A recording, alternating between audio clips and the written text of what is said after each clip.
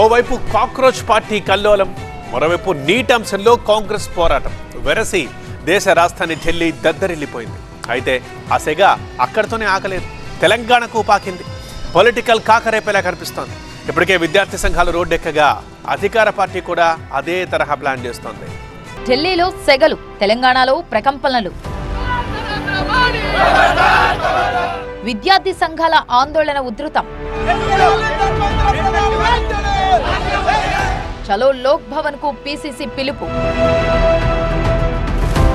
కాంగ్రెస్ కు అదే గతి పడుతుందన్న బీఆర్ఎస్. కాక్రోచ్ జనతా పార్టీ చేపట్టిన రచ్చ ఢిల్లీలోనే కాదు, దేశమంతా ప్రకంపనలు సృష్టిస్తోంది. ఆ పార్టీ ప్రతినిధులుగా దేశంలో విద్యార్థి లోకాన్ని కదిలించింది.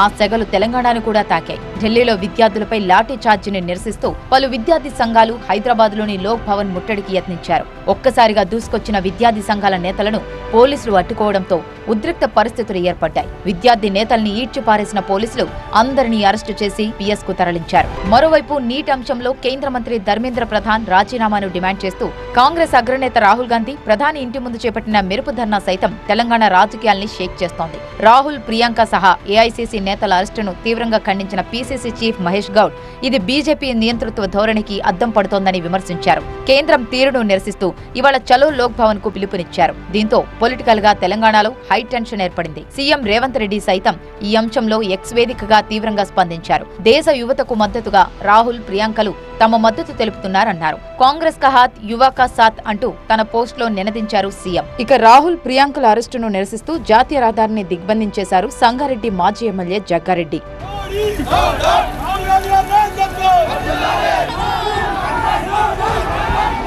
భారతదేశానికి బాధ్యతాయుతమైన ప్రతిపక్షం కావాలి తప్ప నిరంతరం ఆందోళన చెందే ప్రతిపక్షం కాదన్నారు కేంద్ర మంత్రి కిషన్ రెడ్డి. ప్రధాని ఇంటి ముందు నిరసన పేరిట కాంగ్రెస్ పార్టీ డ్రామా చేసిందని ఎద్దేవా చేశారు. పార్లమెంటు సమావేశాలు జరుగుతున్న వేళ ప్రజాస్వామ్య పద్ధతిలో చర్చించాల్సింది పోయి రోడ్డున పడి ఆందోళన చేయడం దారుణమన్నారు.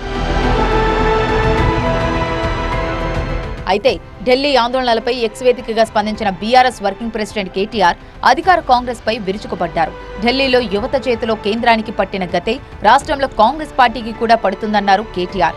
యువత తిరగబడితే ఏ ఒక్క కాంగ్రెస్ నాయకుడు కూడా బయటకు రాలేరన్నారు. రైతులు, యువతరం కలిసి కాంగ్రెస్ ను రాష్ట్రం నుంచి తన్ని తరుముతారని చెప్పారు కేటీఆర్. మొత్తానికి ఢిల్లీలో మొదలైన రచ్చ తెలంగాణలోనూ రాజకీయాల్ని రగిల్చేలా కనిపిస్తోంది.